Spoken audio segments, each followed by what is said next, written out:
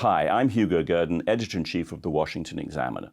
Thanks for joining my video series on newsmakers. Today, I'm delighted to be joined by Congressman Dan Crenshaw of Texas. So the first thing I want to do is to get you to talk a little bit about yourself and the past month. It's a little bit over a month since you had an eye operation.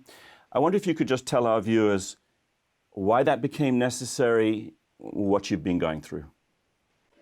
Sure. So, a lot of people see me in the public eye and they think, well, he's clearly missing an eye from an IED explosion in 2012, but at least he has this other eye. And that's not really totally true. My other eye is damaged badly, always has been. I was blind for a long time, and it was saved miraculously. But that damage has long-term consequences, and in my case, scar tissue. The scar tissue built up under the retina over time and eventually detached it about a month ago. And even, we probably thought we were out of the woods after about a year post surgeries from 2012. But that scar tissue, basically, it's like peeling a poster off of a wall is effectively what was happening. And as that poster peels off, I lose vision, and my vision was just closing in. I didn't really understand what was going on. And I'm so used to sort of looking past these things. Frankly, I didn't really think it was an emergency. Luckily, I did go in to see an ophthalmologist, and they told me it was an emergency. And it's an emergency because if your retina fully detaches, especially in the center of your vision, it's really hard to gain your acuity back. You might not go blind, and they can maybe reattach it, and this happens to people more often than you'd think, especially if you get a blow to the head or something. But your vision is just never the same. It's rare that it's the same. So timing is everything. So did a pretty extensive surgery, much more extensive than we did back in 2012. And I'm just in recovery right now, but it's going well. The prognosis is good. The doctors like what they see with the stability of the retina, and hopefully it's stronger than before. I mean, they scraped away a lot of that scar tissue. They've lasered down the edges of my retina, put a silicone buckle around it, whatever that means. Right. And so I'll be back to normal soon, I hope. Well, let me just ask you how you're doing. I mean, it sounds like a very general question, but how are you feeling about it? Are you the prognosis, is it that you're expected now to be back to normal for 10 years, or do doctors say, well, the probability is you're going to have to be back with us in 5 years? How's it going? It's hard to say that. There's no reason to think it will be more prone to detachment in the future.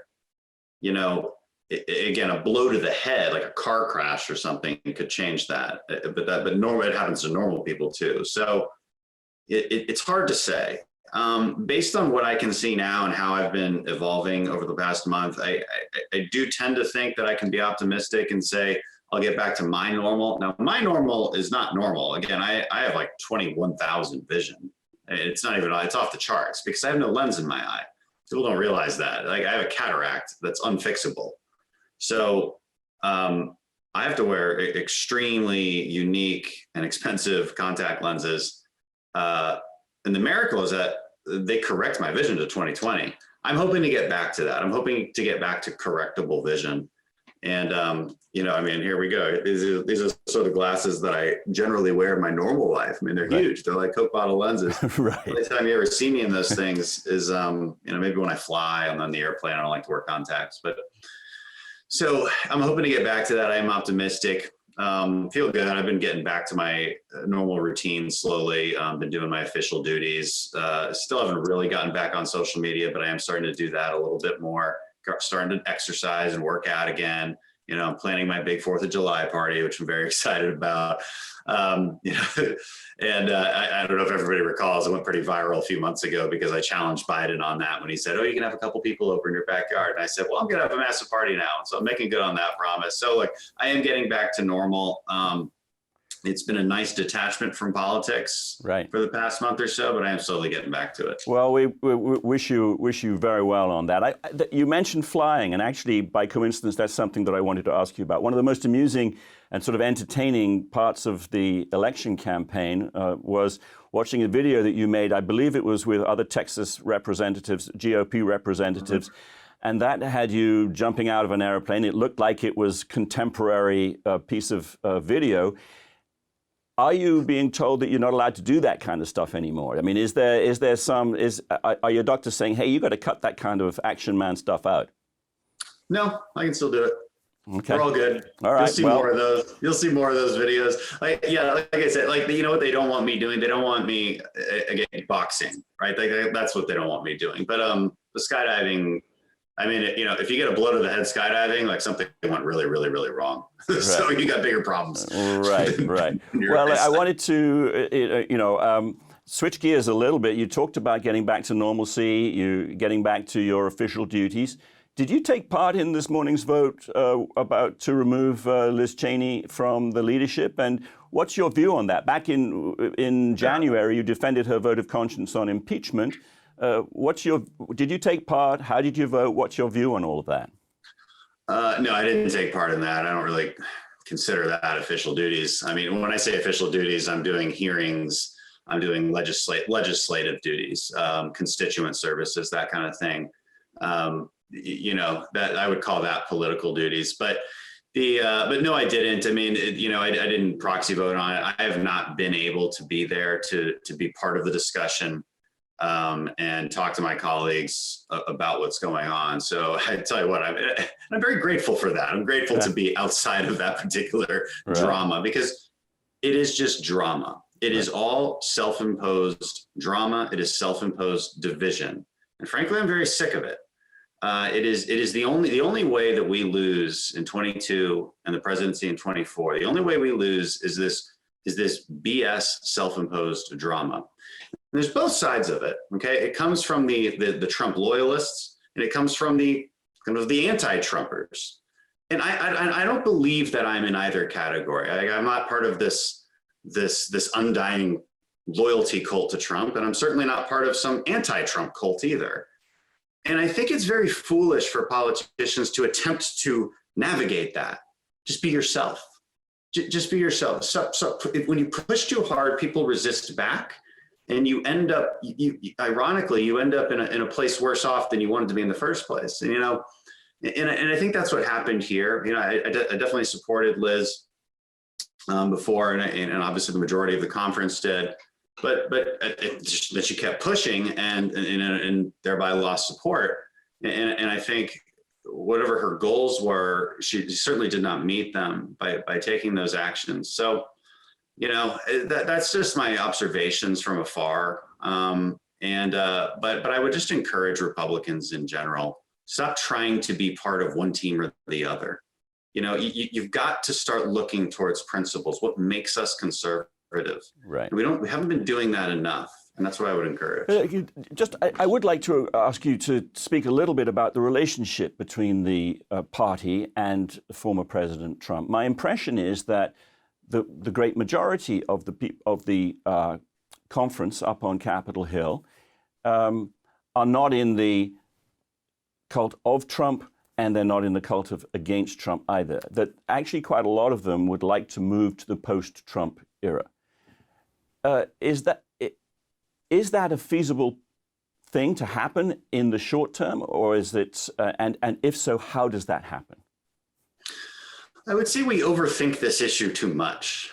My answer to that is a little bit along the lines of who cares, because you can't control it, and those who try to control this end up failing miserably. It's like he's an ex-president. You can't just excommunicate him, right? He's an ex-leader of our party, and trying to excommunicate him in an aggressive fashion will never work. He does have a large base of support within our party, but what also won't work is this belief that he will continue to be the leader of our party in the future. Like that's also unrealistic. And I think he deserves an amount of respect from our party, and I think that's what people were reacting to this week. We don't need him. I think a large majority of Republicans are looking towards that, what the next leadership looks like, but they also don't want this disrespect of our former leader either. and I don't think this is a hard line to walk, to be honest. I mean, look, I saw him recently. Before all this happened, I was making the rounds in Florida and I ran into him. He's as friendly as ever. He seems happy in retirement. We've always had that relationship, and I see him as a human being. And with things I don't like sometimes, and I say it, and a lot of things I do like. Right. And we have to stop attempting to see everything in such black and white terms. This is humanity after all. Right. The final question, I know we don't have very much time, and it's actually a question we moved from President Trump's relationship with the GOP to President Biden's. Now, that might seem like an odd thing, but there seems to me to be a relationship, and that is a lot of the policies of President Biden seem to me simply to be about doing the opposite of what President Trump did. And one of those very much affects your state, and that is just doing the opposite of what President Trump did down on the border. And in April, I think we heard the figures just yesterday, that 178,000 people attempted to enter the United States illegally across the southern border and were apprehended. All but about 5,000 of them are still in the country and are here. We've gone from record to record to record. Could you talk a little bit about the policy or the lack of policy on the southern border and where we go from here, because the numbers just keep going up? It's infuriating, and our citizens are feeling helpless about it because the Democrats in charge, they have simply refused to address this problem. And it's not as if there's not ways to address it. It's a pretty simple set of solutions, to be honest. And I've talked about this for months now. You simply need to reinstate Trump's policies, especially the ones that involve cooperation with Mexico and the Northern Triangle countries. These policies were working quite well. You need to enforce our current COVID mandates, which allowed us extra powers to send people back immediately. You have to, from a legislative standpoint, we need to address the Flores settlement, which I'm trying to put this simply, basically says you can't hold migrants and family units for more than 21 days, which also makes it impossible to adjudicate their claims, which means they have to be let loose into the interior. And until we change that, we can't enforce it. We can't enforce it in a timely manner. And why is this immoral? Why is this bad? It's bad for a couple of reasons. One, Americans deserve some sense of national sovereignty. That is a moral imperative. The second moral imperative is that legal immigrants deserve to not be cut in front of by a bunch of illegal immigrants. That's also a moral imperative. This is wrong on so many levels. It also exacerbates human trafficking. And look, Americans have to care. That's the real thing. We have to keep talking about it because Americans need to actually care. Because the Biden administration won't feel any pressure on it whatsoever until Americans actually care. And the problem is, the vast majority of Americans do not see that. If they're not turning on the TV and seeing the crisis at the border, they honestly don't see it. So it's very easy to ignore this problem for the Democrats because once thousands of people they diffuse into our system, and the numbers keep growing and growing and growing and growing, and it becomes a completely unsustainable prospect. But your average American is somewhat sheltered from it, and but not, of course, not in the low-income neighborhoods. They're not sheltered government because that's generally where now they're competing for jobs with illegal immigrants. Their schools are becoming overcrowded, and our taxpayer money is funding that. Right. So, slowly but surely they do see it, but then it's too late. Why does the Biden administration apparently want to encourage it? Because when the influx really started to surge, the word from the Biden administration was not "don't come," but just "don't come yet." Why do they want to? What is their goal in allowing or even encouraging illegal immigration? This is one of the saddest turns of the Democrat Party. Okay, the Democrat Party of Bill Clinton no longer exists. I think there used to be a legitimate labor party in our country, and that used to be Democrats. That no longer is true. This is a very radical Marxist party now, and part of their revolutionary stance is to remake the electorate. Ultimately, power is their actual goal. And what they do with that power, they'll let us know when we get there, but it'll be utopian, of course. But as part of getting that power is votes, of course. We still do live in a democracy. And so you have to look at their entire strategy. Unfettered illegal immigration, coupled with something like the DREAM Act. Now, if you look at the DREAM Act, it basically says blanket amnesty because it totally redefines what a dreamer is. It says, yeah, your age doesn't matter. When you came over, it doesn't really matter. You're all dreamers now. Okay, well, that's tens of millions of people. And they want to grab hold of that electorate as soon as possible. They start toying, they've already started to normalize this idea of non-citizens voting. I mean, they do that in local elections in places like San Francisco. So you see all of this coming together. What they want to do, create an electorate to gain more power. This is such a cynical interpretation, but I honestly don't know how else to interpret it because they won't tell us. They won't give us another explanation. Right. So where are we left? It's difficult to see it any other way. Congressman, I know that we've run out of time. I want to thank you for the time and to wish you a speedy recovery and to see you back on Capitol Hill when not just you, but the whole of the country returns to normal. Thank you very much. We're normal here in Texas, all right? You guys got you're in D.C., I'm imagining, and boy, I feel bad for you. No, thanks for your sympathy.